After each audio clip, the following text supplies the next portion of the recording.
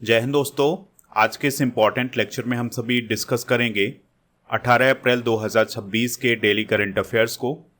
तो आप इस पूरे लेक्चर को बहुत ही ध्यान से लास्ट तक जोड़ देखिएगा। लास्ट में आपसे क्वेश्चन पूछा जाएगा जिसका आंसर कमेंट बॉक्स में बताना है।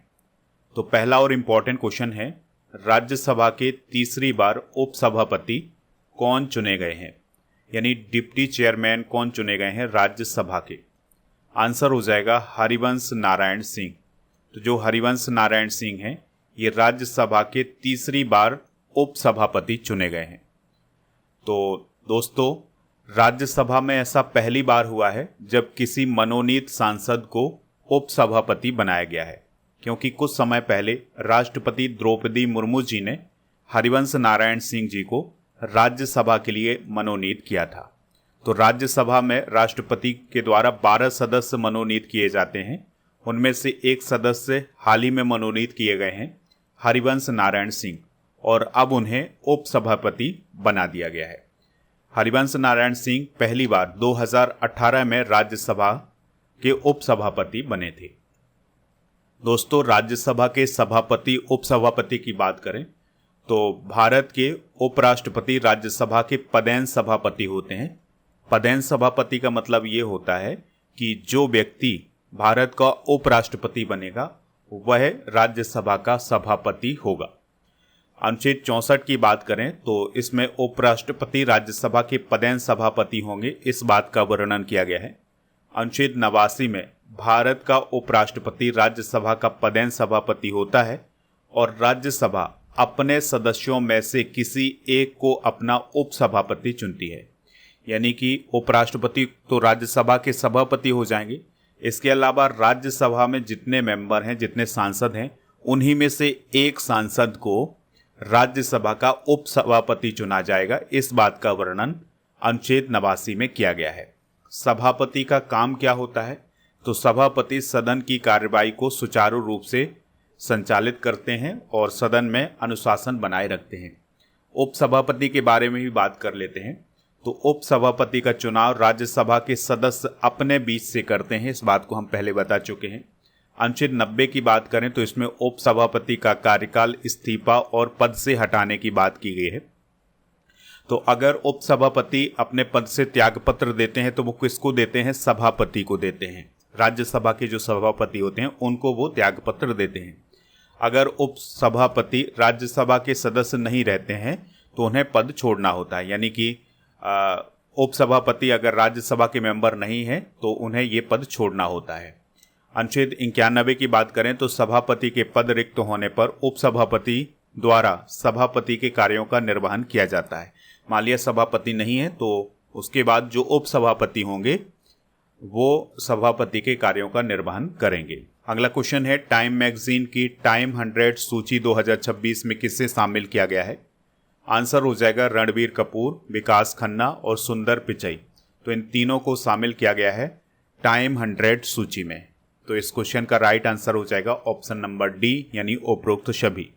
तो टाइम मैगजीन ने 100 सबसे प्रभावशाली लोगों की सूची जारी की है, जिसे टाइम 100 सूची बोला जाता है।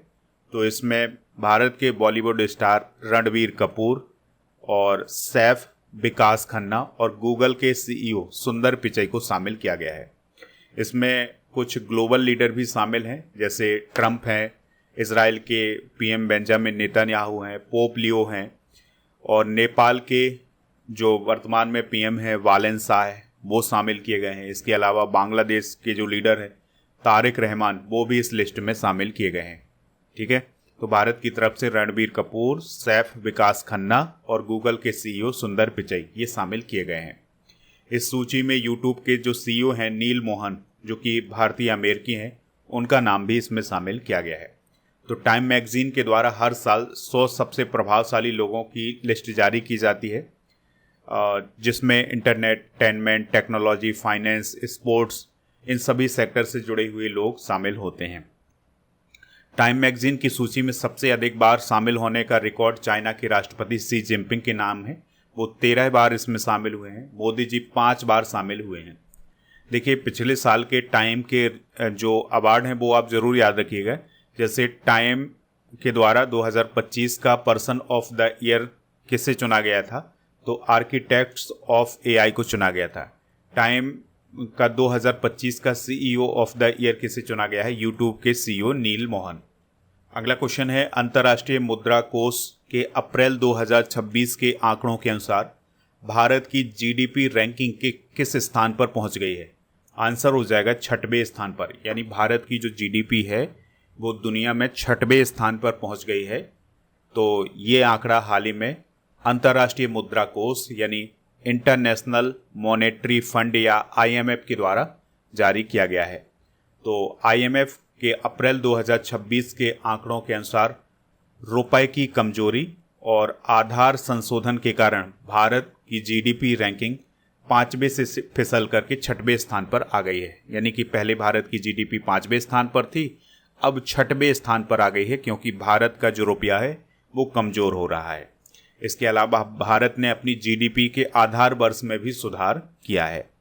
2025 में भारतीय अर्थव्यवस्था 3.92 ट्रिलियन आंकी गई है। 2026-27 में भारत की जीडीपी 4.15 ट्रिलियन रहने का अनुमान है।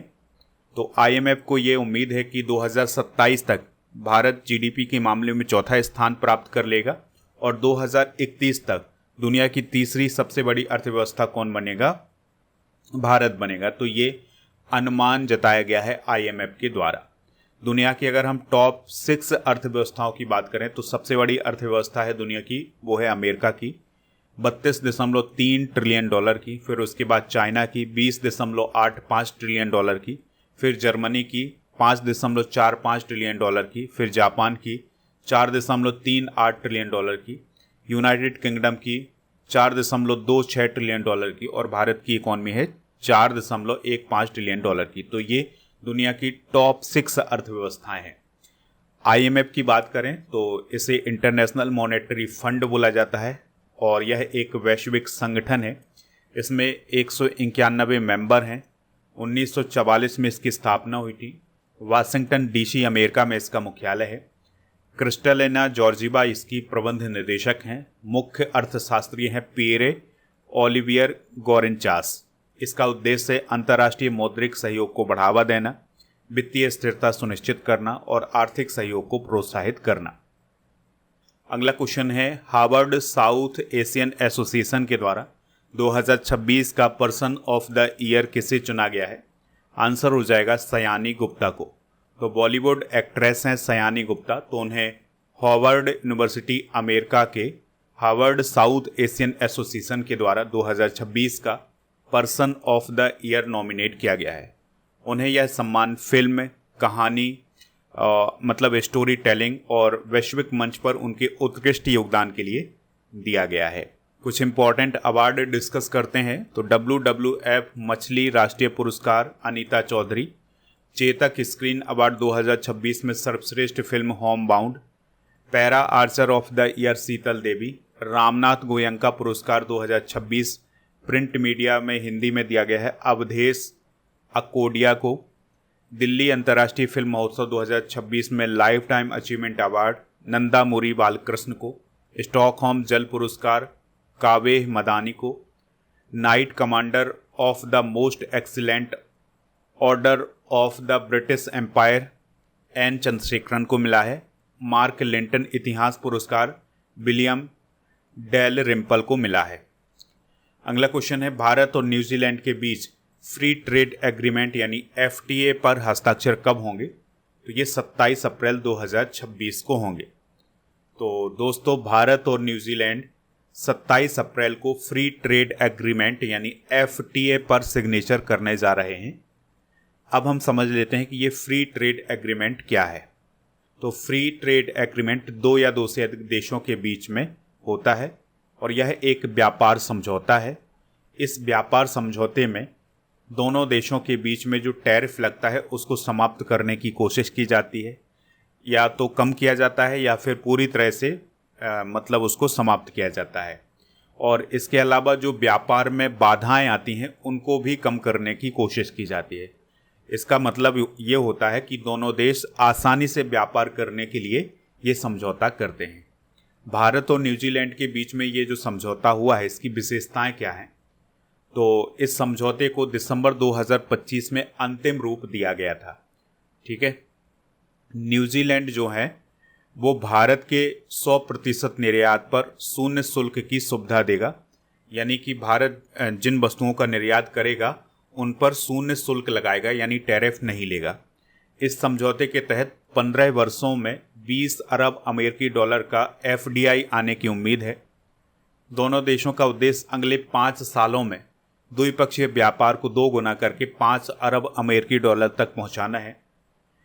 इस समझौते से वस्त्र, चमड़ा, इंजीनियरिंग और फार्मास्यूटिकल्स और रत्न आभूषण जैसे क्षेत्रों को भी बढ़ावा मिलेगा। इसके अलावा न्यूजीलैंड सालाना 5000 अस्थायी रोजगार वीज़ा भी प्रदान करेगा। तो ये इसकी कुछ विशेषताएं हैं। नेक्स्ट क्वेश्चन है, ब्लूमबर्ग बिलियनियर इंडेक्स में एशिया के सबसे अमीर व्यक्ति कौन बने हैं? तो गौतम अडानी बने हैं। तो ब्लूमबर्ग बिलियनियर इंडेक्स हाल ही में जारी किया गया है। तो इसमें अडानी ग्रुप के जो चेयरमैन हैं गौतम अडानी, वो एशिया के सबसे अमीर व्यक्ति बने हैं।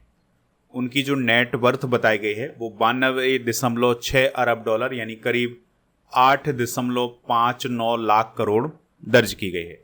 दूसरे नंबर पर रिलायंस इंडस्ट्रीज के जो चेयरमैन हैं मुकेश अंबानी, वो हैं, यानी एशिया के दूसरे सबसे अमीर व्यक्ति कौन है? मुकेश अंबानी।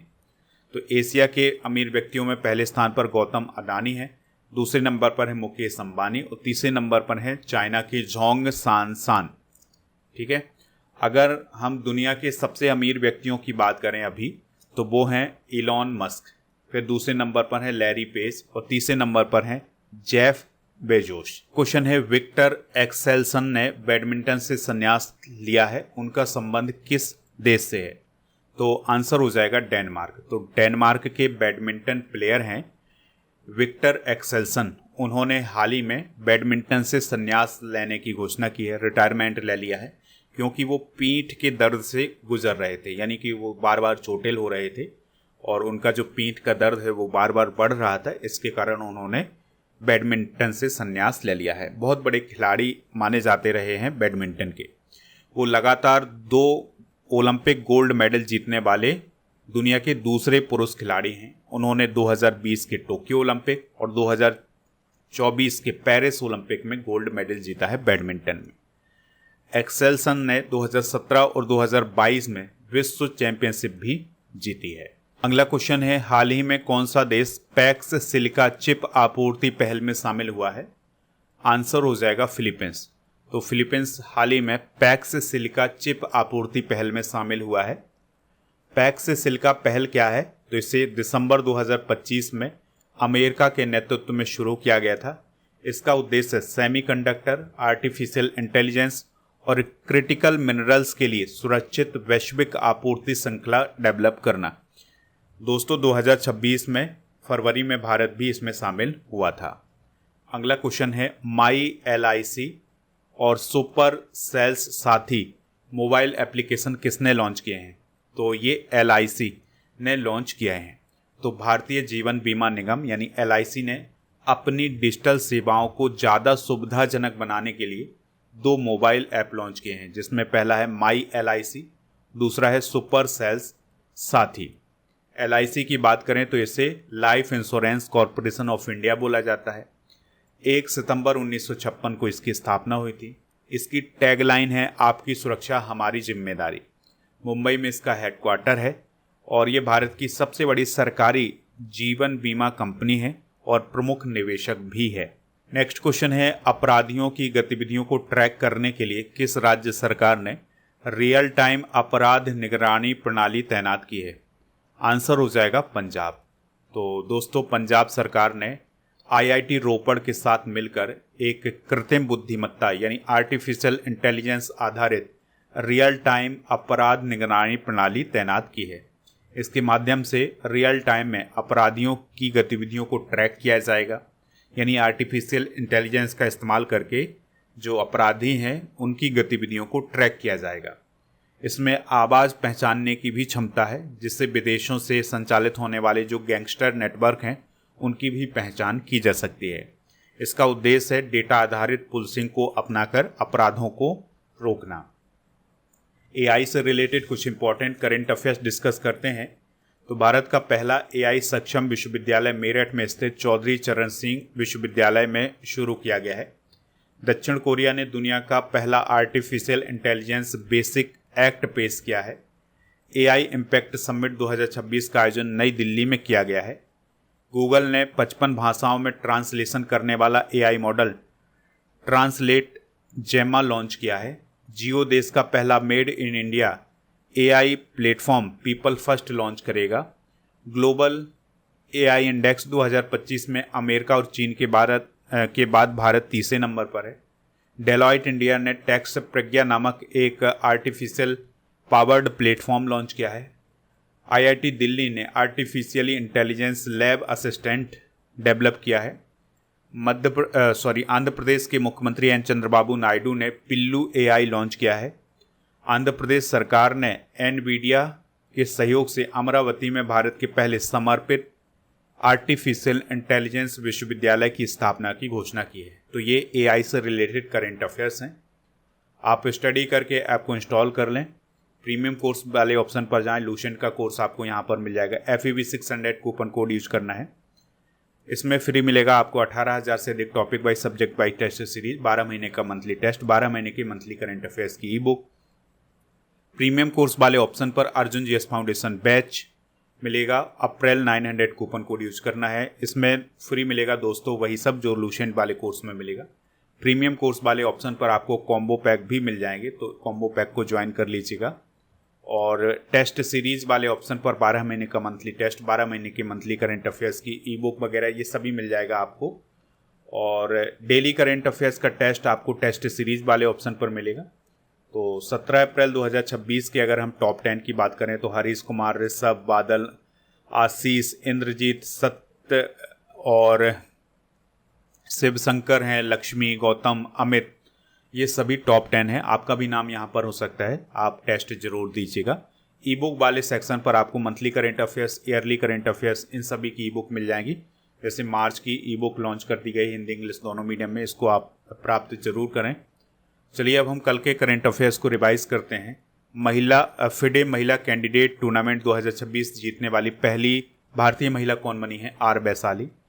संविधान संशोधन विधेयक 2026 लोकसभा में किसके द्वारा प्रस्तुत किया गया है? 131वें नंबर का, अर्जुन राम मेघवाल। मार्च महीने का आईसीसी पुरुष प्लेयर ऑफ द मंथ 2026 किसे चुना गया है? Sanju Samson. Doctor Christian stalker किस देश के चांसलर हैं जो भारत की यात्रा पर आए थे? ऑस्ट्रिया। किस देश को चक्रवात मेला ने प्रभावित किया है? Papua New Guinea. भारत का कुल निर्यात 2025-26 में कितना हो गया है? 860 अरब डॉलर। 14-15 मई 2026 को ब्रिक्स विदेश मंत्रियों की बैठक कहाँ आयोजित की जाएगी? नई दिल्ली। रक्षा मंत्री राजनाथ सिंह 21 अप्रैल से किस देश की 3 दिवसीय यात्रा पर जाएंगे? जर्मनी। किस शहर ने AI फॉर ऑल कार्यक्रम में सिर्फ एक सप्ताह में 7.64 लाख से अधिक ऑनलाइन रजिस्ट्रेशन करके वर्ल्ड रिकॉर्ड बनाया है? गोरखपुर। किस राज्य सरकार ने प्रतिभाशाली एथलीटों के DNA की मैपिंग के लिए स्पोर्ट्स जीनोमिक्स प्रोग्राम शुरू किया है? गुजरात। दोस्तों आज के जनरल नॉलेज के पिटारे में हम कुछ इम्पोर्टेंट आर्टिकल डिस्कस करेंगे। जैसे अगर हम आर्टिकल फर्स्ट की बात करें तो इसमें संघ का नाम है और राज्य क्षेत्र का वर्णन किया गया है। अनुच्छेद 2 में नए राज्यों का गठन या प्रवेश, यानी कि जब नया राज्य बनता है या नए राज्य का जो गठन होता है या फिर कोई नया राज्य प्रवेश करता है तो इसका वर्णन अनुच्छेद 2 में किया गया है। अनुच्छेद 12 से 35 तक हमारे फंडामेंटल राइट्स बताए गए हैं। अनुच्छेद 14 की बात करें तो इसमें विधि के समक्ष समानता की बात कही गई है। अनुच्छेद 17 काफ़ी इम्पॉर्टेंट है, ये अनटचेबिलिटी यानी अस्पृश्यता का अंत करता है। अनुच्छेद 19(1) का प्रेस की स्वतंत्रता बताता है। अनुच्छेद 21 प्राण एवं दैहिक स्वतंत्रता की बात करता है, काफ़ी इम्पॉर्टेंट है ये। अनुच्छेद 23 में बाल श्रम निषेध किया गया है। अनुच्छेद 36 से 51 तक राज्य के नीति निर्देशक तत्व हैं। तो ये कुछ इम्पॉर्टेंट आर्टिकल हैं, इनको आप नोट कर लीजिएगा। कल के करेंट अफेयर्स में आपसे ये पूछा गया था कि भारत के 15वें नंबर के जो उपराष्ट्रपति हैं वो कौन बने हैं? तो CP राधाकृष्णन जी भारत के 15वें नंबर के उपराष्ट्रपति हैं। आज आपके लिए क्वेश्चन है, भारत में प्रोजेक्ट टाइगर किस वर्ष लॉन्च किया गया था। काफ़ी इम्पॉर्टेंट क्वेश्चन है ये, तो इसका जो भी राइट आंसर हो कमेंट बॉक्स में हमें ज़रूर बताएं। स्टडी करके ऐप को इंस्टॉल कर लें। इसके अलावा टेलीग्राम चैनल को भी ज्वाइन करें जिसका नाम स्टडी करो ऑफिशियल है। ई बुक वाले सेक्शन पर जब आप ऐप पर जाएंगे तो आपको जीके जीएस की ये सारी ई बुक मिल जाएंगी, इनको प्राप्त कर लें। इसके अलावा दोस्तों हमारे जितने भी सोशल मीडिया प्लेटफॉर्म हैं उन पर भी हमें फॉलो कर सकते हैं। टेस्ट पास वाले ऑप्शन पर आपको हर एक एग्ज़ाम के लिए टेस्ट मिल जाएंगे, तो टेस्ट भी प्राप्त कर लीजिएगा।